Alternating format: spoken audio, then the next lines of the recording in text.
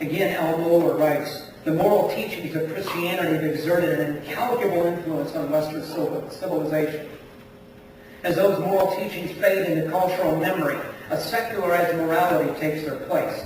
Once Christianity is abandoned by a significant portion of the population, the moral landscape necessarily changes. For the better part of the 20th century, the nations of Western Europe led the way in the abandonment of Christian commitment. Christian moral reflexes and moral principles gave way to the loosening grip of a Christian memory, and now even that memory is absent from the lives of millions and millions. But over the course of the past half-century, church Christianity has been losing ground. Europe is ahead of us, though its cities are home to some of the most beautiful churches and cathedrals in the world. It is now more unchurched than at any time in its history, dating back to the 3rd century. And that takes us right back to the story of Acts 14. The passage of Scripture Dr. Breland read is a story that reports the events of the last half of Paul and Barnabas' first missionary journey. And the larger scope of the purpose of the book of Acts, this report explains how the command of Jesus to make all disciples of all nations, how that exhortation of the disciples to be his witnesses, beginning in Jerusalem and moving to Judea and Samaria, and now in Acts chapter 14 to the very ends of the earth, including Iconium, Lystra, and Derbe. And what we see in this passage, if we try to make out the larger brushstrokes of the passage, is that the church of Antioch reaching out to the other cities of Asia Minor under the guidance of the Spirit.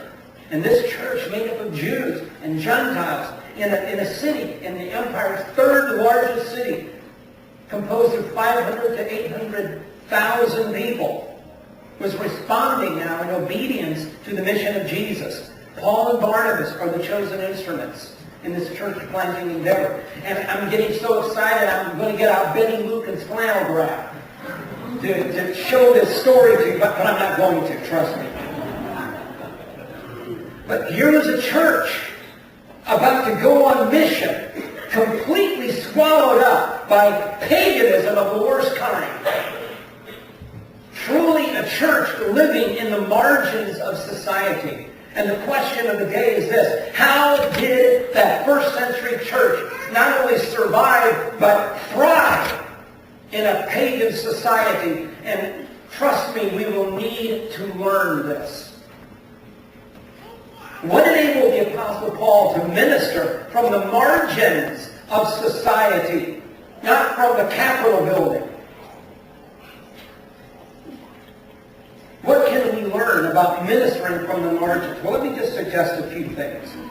First of all, the early church embodied Jesus' mission by choosing to penetrate all of society with the gospel. I find it amazing that this first missionary journey is undertaken by the church at Antioch. A church that could have spent an entire generation utilizing all of its resources, evangelizing its own city and region. Especially considering that it may very well have been the most morally polluted city in the empire. The Roman satirist Juvenal rails against the plague. He says, obscene Orontes, which is the river that runs through it, diving underground, conveys its wealth to Tiber's hungry shores and fattens Italy with foreign whores. So the city of Antioch is considered a wonderful place to start a church. Indeed. But you see, the mission wasn't about Antioch, but it was about the God who calls.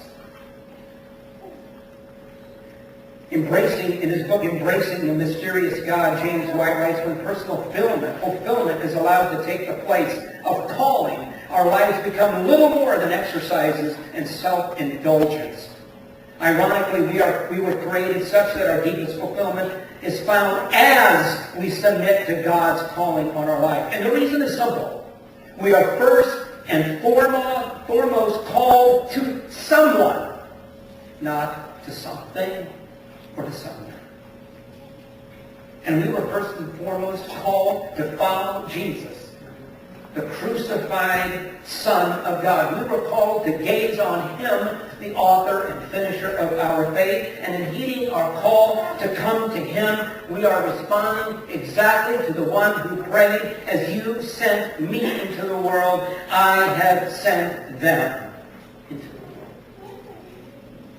Even from places like Antioch, even to places like Antioch.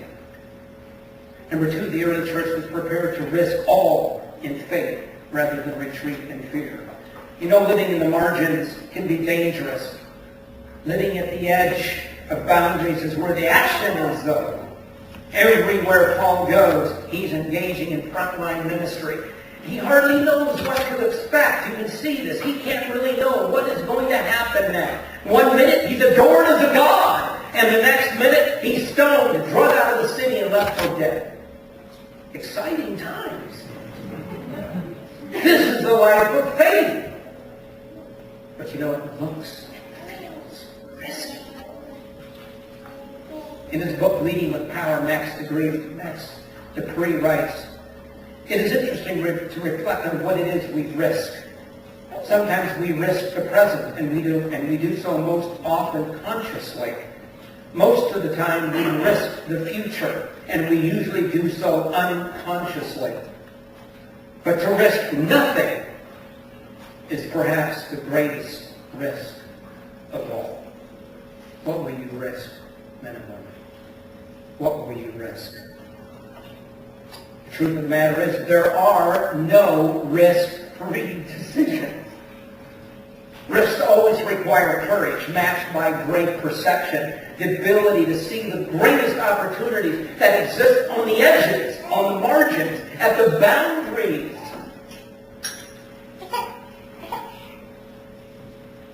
Rather than being self-protected, Dupree writes, boundaries become the place of meeting and exchange. We usually think of these edges as the means of defining separatedness, what's inside and what's outside. But in living systems like the church, boundaries are something quite different.